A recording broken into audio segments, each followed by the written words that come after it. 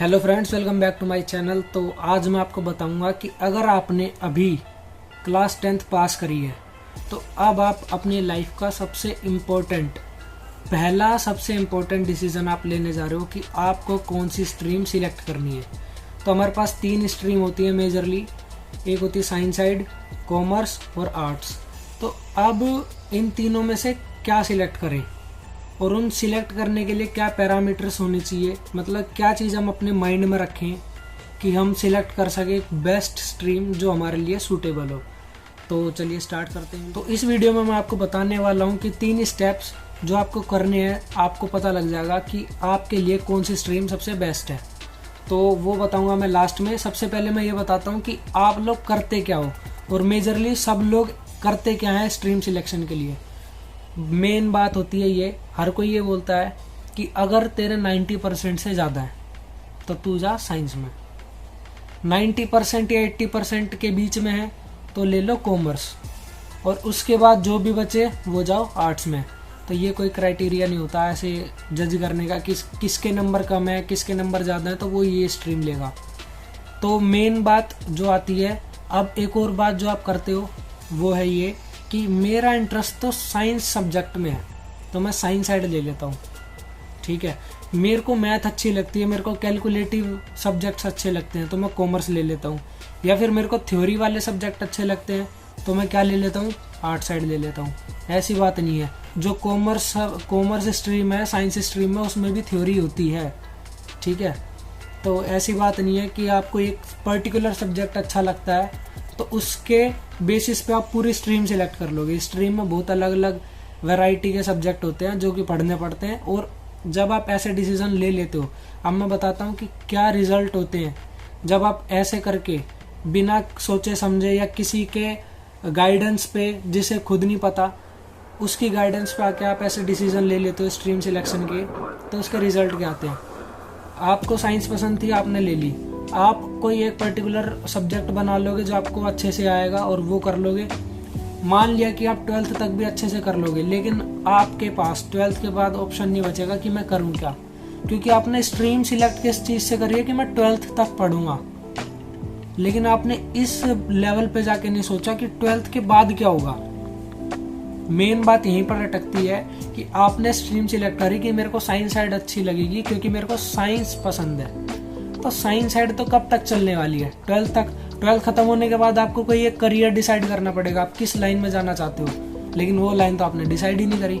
अब वो लाइन आप डिसाइड कब करोगे, जब आप 11th में या 12th में होगे और उस टाइम और बच्चों से इन्फ्लुएंस होके कि सब तो इंजीनियर बन रहे हैं, सब डॉक्टर बन रहे हैं, सब नीट देंगे, सब जेई देंगे, या फिर कॉमर्स में बोलूँ तो सब सीए करेंगे, तो मैं भी सीए ही करता हूँ। तो आप इस बेसिस पे, या फिर आपका कोई रिश्तेदार, आपका कोई फ्रेंड, आपका कोई सीनियर, वो आपको ये गाइड कर देगा कि आप इसमें चले जाओ।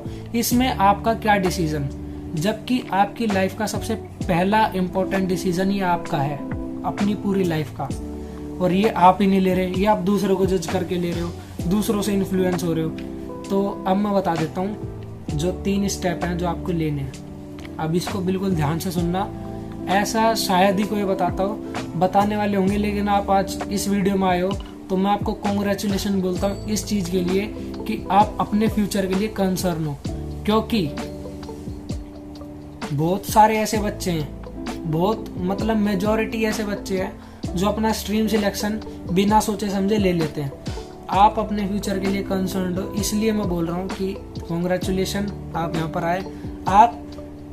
अगर आप पढ़ाई में भी अच्छे नहीं हो ना, तो आपकी जो कंसर्न है अपने फ्यूचर को लेके, आप बहुत आगे तक जाओगे। तो चलिए स्टार्ट करते हैं। तो हमारा फर्स्ट स्टेप ये है कि आपको स्ट्रीम सिलेक्शन 12th को लेके नहीं करना कि 11th और 12th कैसे करेंगे।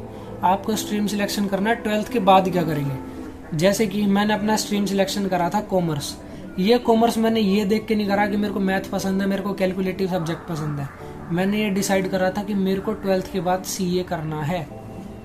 अगर मैं बोलूँ कि कोई साइंस स्ट्रीम क्यों लेगा, क्योंकि उसे या तो डॉक्टर बनना है, इंजीनियर बनना है, या फिर और भी बहुत सारे अपॉर्चुनिटीज़ होती हैं 12th के बाद साइंस स्ट्रीम में। आर्ट साइड वालों के पास बहुत ज़्यादा होती हैं, ठीक है। तो मैं आपको फर्स्ट स्टेप बता दूं कि आप पहले ये जाके देखो साइंस स्ट्रीम, कॉमर्स स्ट्रीम और आर्ट्स स्ट्रीम में किन किन वैरायटी की जॉब्स आपके पास अवेलेबल है। जॉब्स नहीं है, जॉब्स अलग बात हो गई, जॉब बिजनेस दोनों कर सकते हो आप, कोई दिक्कत नहीं है। मेरा माइंडसेट तो ये कहेगा जॉब भी करो बिजनेस भी करो, कोई दिक्कत नहीं है, ना जॉब कम होती ना बिजनेस कम होता, ठीक।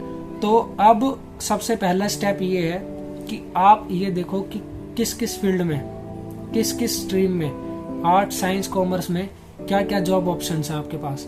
और ये आप यूट्यूब चला ही रहे हो, आपके हाथ में फ़ोन है, सर्च करोगे कि साइंस साइड में क्या क्या जॉब ऑप्शन है, कॉमर्स में क्या क्या जॉब ऑप्शन है या करियर ऑप्शन है, आर्ट साइड में क्या क्या करियर ऑप्शन है। आपने सारा एनालाइज कर लिया, आपको पता लग गया साइंस साइड में ये जॉब ऑप्शन पड़े हैं मेरे पास, करियर ऑप्शन है, कॉमर्स में ये है, आर्ट्स में ये है, सारा पता लग गया। आपको जो मेन है, जो आपको काफ़ी ज़्यादा अच्छे लग रहे हो, ठीक है, आप उन्हें नोट डाउन कर लो या फिर आप अपने माइंड में भी रख सकते हो। अब सेकंड स्टेप आता है कि आप अपने इंटरेस्ट के हिसाब से चूज करो। कि ऐसा क्यों बोला मैंने इंटरेस्ट, मैं हर बात जब भी करता हूँ तो मैं अपने मन के अकॉर्डिंग, अपने इंटरेस्ट के अकॉर्डिंग, मैं पढ़ाई भी अपने मन के अकॉर्डिंग, अपने इंटरेस्ट के अकॉर्डिंग ऐसे बोलता हूँ। ऐसा क्यों? क्योंकि जब आप अपने इंटरेस्ट से करते हो ना कोई काम, तो उस काम में आप बहुत ऊपर तक जाते हो। ऐसा क्यों? आपने कोई स्ट्रीम सिलेक्ट कर ली, साइंस साइड सिलेक्ट कर ली और आप दे रहे हो जेई का एग्जाम। अब आपको साइंस अच्छी लगी, आपने पढ़ा, आपने जेई क्लियर कर दिया, आप इंजीनियर बन गए। लेकिन इंजीनियर का जो काम होता है आपको उसमें इंटरेस्ट ही नहीं है। तो जब आपको इंजीनियर के काम में इंटरेस्ट नहीं है तो आपके 90% चांसेस है कि आप उस जॉब से रिजाइन दे दोगे या उस बिजनेस को क्लोज कर दोगे, जो भी आप करोगे। तो इसीलिए सबसे पहले ये देखो कि जो भी आपके पास फर्स्ट स्टेप में करियर ऑप्शन निकाले, उसमें से आपका कौन सा सबसे ज़्यादा इंटरेस्टिंग ऑप्शन है। आपने वो इंटरेस्टिंग ऑप्शन सिलेक्ट, आपके पास ना लगभग आप ऐसे सिलेक्ट करोगे तो या तो कोई एक ही पर्टिकुलर सिलेक्ट कर लोगे जो सबसे बेस्ट रहेगा आपके लिए, या फिर आपके पास आएंगे 4-5 ऑप्शंस जो कि जिसमें आपका इंटरेस्ट भी होगा और उसमें आप आगे कर भी सकते हो। अब बात आती है थर्ड स्टेप की। थर्ड स्टेप में ये देखना है कि उसमें फाइनेंस, यानी कि जो भी आपने 4-5 करियर ऑप्शन देखे हैं उसमें फाइनेंस का मतलब हमारे पैसे कितने लगेंगे, क्योंकि हर किसी के घर की फाइनेंशियल कंडीशन ठीक नहीं होती। तो आपको उस बेसिस पे भी सिलेक्ट करना है। आप अपना सोर्स देखोगे कि मैं कितना पैसा लगा सकता हूँ इस चीज़ में। जैसे कि अगर मैं बोलूँ मेरा मन कर रहा है MBA करने का, मेरा इंटरेस्ट भी है, लेकिन उस लेवल का फाइनेंस नहीं कर पाऊंगा मैं, तो आप उसे एक बार को हटा सकते हो। क्योंकि बहुत सारे करियर ऑप्शन है यार, एक पे अटकोगे तो खराब हो जाएगा।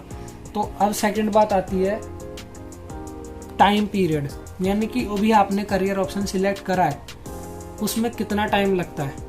अब मैं बात करूं कि मेरे को बाकी होगा तो पता नहीं, CA का बता देता हूं। CA में 5 साल लगते हैं, तो मेरे को ऐसा लगता है कि 5 साल चलो कोई नहीं, वैसे है तो ज़्यादा, लेकिन मैं कर लूँगा, कोई दिक्कत नहीं आएगी। लेकिन कईयों के घर पे या फिर जो भी है सब समझ रहे होंगे कि मेरे को 2 साल के अंदर अंदर कुछ ना कुछ करना पड़ेगा, 3 साल में करना होगा, या फिर कईयों का ऐसा होगा कि 5 साल 6 साल भी हो जाए, कोई दिक्कत नहीं है। तो आप उस बेसिस पे भी अपना करियर ऑप्शन सिलेक्ट करें। इसके बाद अपना आगे आता है कि तुम्हारा कैलिबर कितना है। अब मैं तो कह रहा हूँ कि मेरे को CA का करना है आगे, साइंस साइड का एग्जांपल लूँ तो मेरे को इंजीनियरिंग का करना है आगे। लेकिन अपना कैलिबर भी तो देखो, आप ऊंचे लेवल के पोस्ट तो देख रहे हो, लेकिन आपका कैलिबर इतना है कि नहीं हो पाएगा।